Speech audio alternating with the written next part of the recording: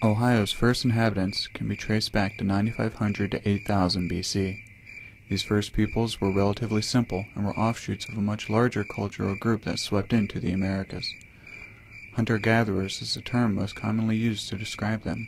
Based off a rugged, nomadic lifestyle, these earliest peoples moved across the land hunting game and foraging for food as a means of survival. When North America began to warm up, the environment also changed, and with this change the people living in Ohio began to adapt.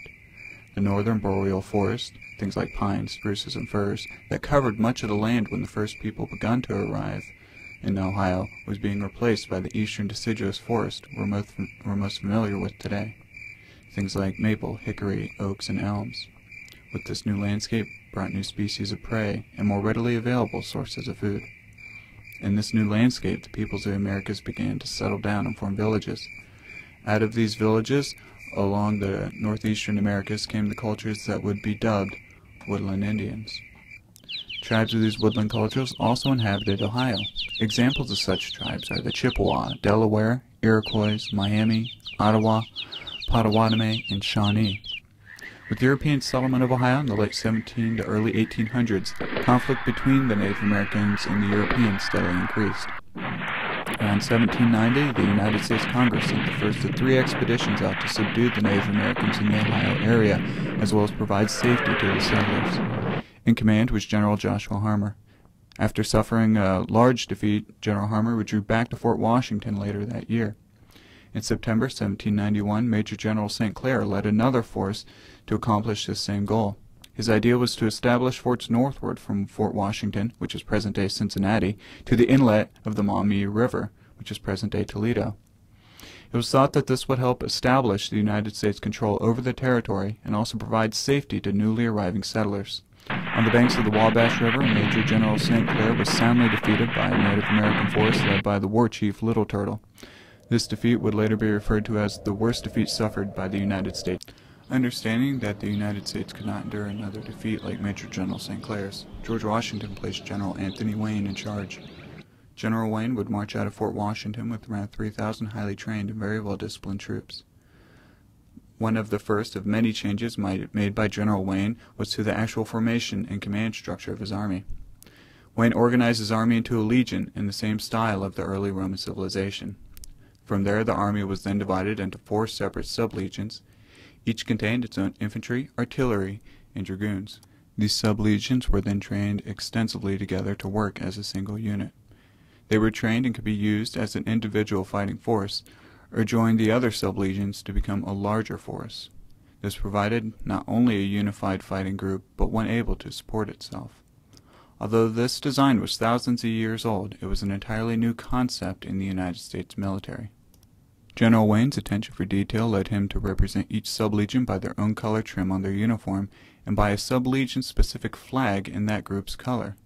Furthermore, many people inside the sublegions were cross-trained to do other people's jobs so they could fill in for them.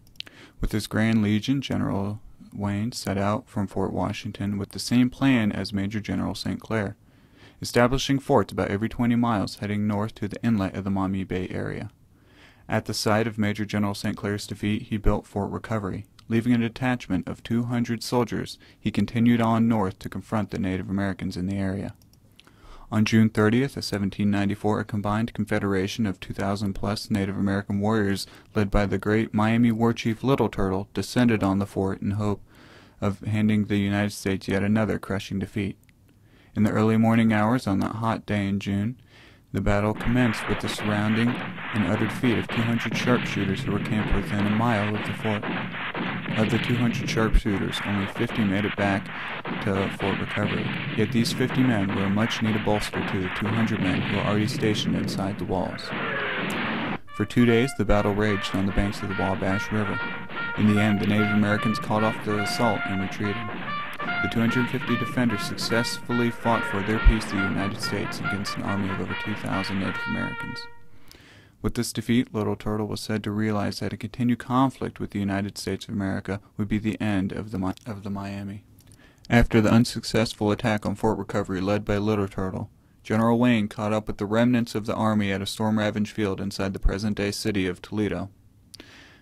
There, Little Turtle and General Wayne's armies clashed.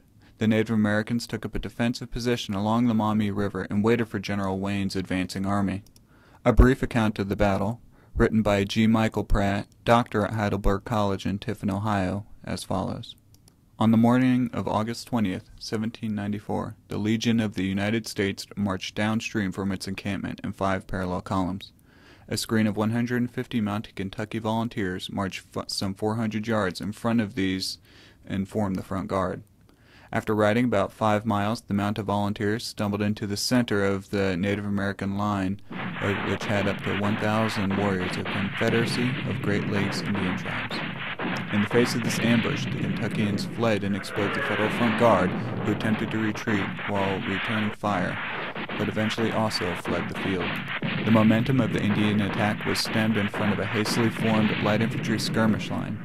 The warriors then sought shelter in an area of tomato-filled timber and opened a sustained firefight along the skirmish line. The legionnaires were slowly forced back some 80 yards as groups of warriors pressed forward and sought to flank their line.